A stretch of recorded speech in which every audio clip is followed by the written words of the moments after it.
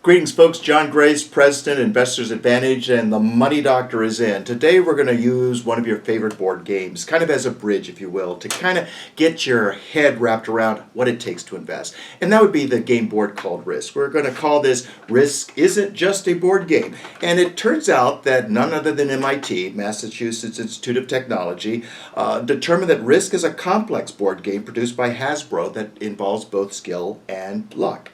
The goal is simple: take over the world. Despite this simple goal, the goal is very complicated and dynamic, kind of like investing, yes? Players attempt to take over the world by eliminating other players. Well, maybe we want to do that. But the author of Strategy of Risk, Garrett Robinson, closes with these final words. First, Robinson observes that there are both offensive and defensive strategies that arise from the dice probabilities in the game board. What offensive and defensive strategies do you have in your investment portfolio? Perhaps the best strategy, he says, for the game is to play it a few times and develop a unique strategy. We're going to use that again, but the question is, not only do you have offensive and defensive strategies in your portfolio, but suppose you had a strategy that was unique to you so that you could see whether the market's up 90% or off 90%, you're still on track. Or what are your odds of being on the track as opposed to just going, with the flow and then discover whatever and it's just not enough. Speaking of that, there's apparently the mantra in this country must be what? Spend, baby, spend, because that's just what we do. And the Center for American Progress found that the median retirement account balance among all households headed by people from 55 to 64 was only, get this, $14,500 in 2013. $14,000? I mean, what planet are we on? What can you do with $14,000? I'm not sure you can go anywhere with that, not for very long, not even stay home with the lights off. And then we see that TIAA-CREF did a survey of about 1,000 investors and found that 84% polled in the survey want a guaranteed income stream in retirement, and 46% are concerned that they will run out of money.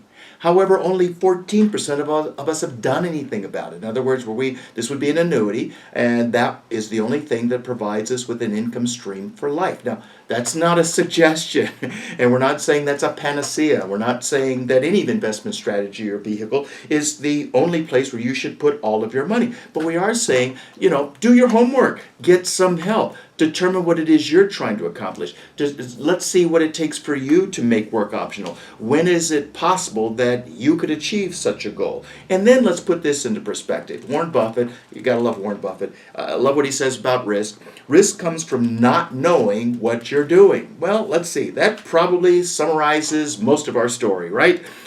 We think hope is a strategy. And then there's Jeff Benjamin. And Mr. Benjamin looked at the S&P 500 last year and said, you know what? As advisors are looking at investment accounts, many of them are going to be apologetic for not getting 13.7%. Very good year.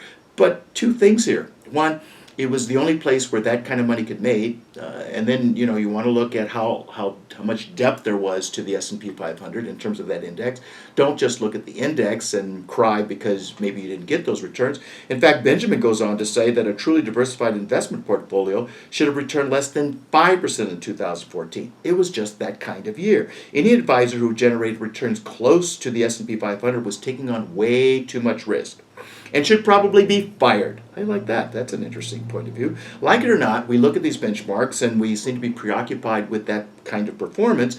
But at the end of the day, last year's darling is next year's dog. Let's see how that works out. But let's also remember back in 2008, if I'm not mistaken, Yahoo Finance reports that the S&P 500 was off 37%, NASDAQ was off 60%. If your account's off 60%, what do you need? 150%, let's say in the next 12 months in your life, just to get back to even? Do you like those odds? Let's make a new goal. Let's see if we can keep our losses at just a loss of 20%.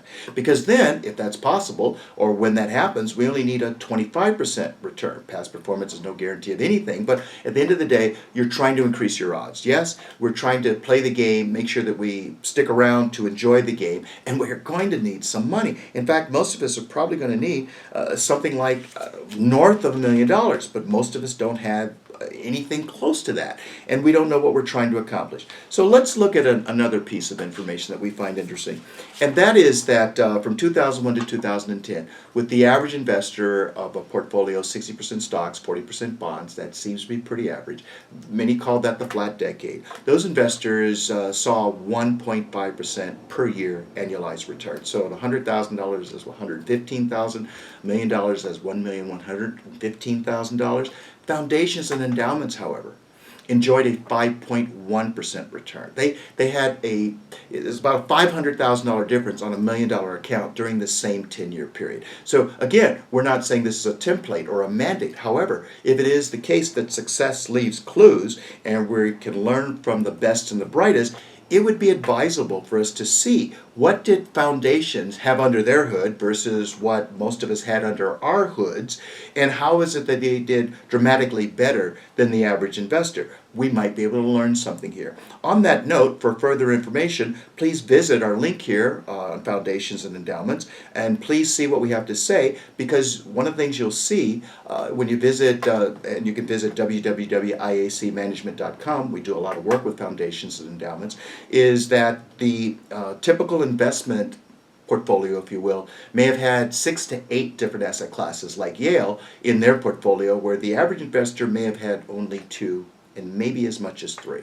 So if success leaves clues, we want to look under the hood to see, is this a 4-cylinder engine or is it a 12-cylinder engine? And we might be able to survive this thing. So let's look to develop unique strategies. That way you don't care what the market does, all right? Because if you're on track, who cares what the market does? It might be complicated, it might be dynamic, no different than the game of Risk, but this way we can stay in the game. So please feel free to subscribe and visit www.iacmanagement.com. And with that, I'm John Grace, and the Money Doctor is out.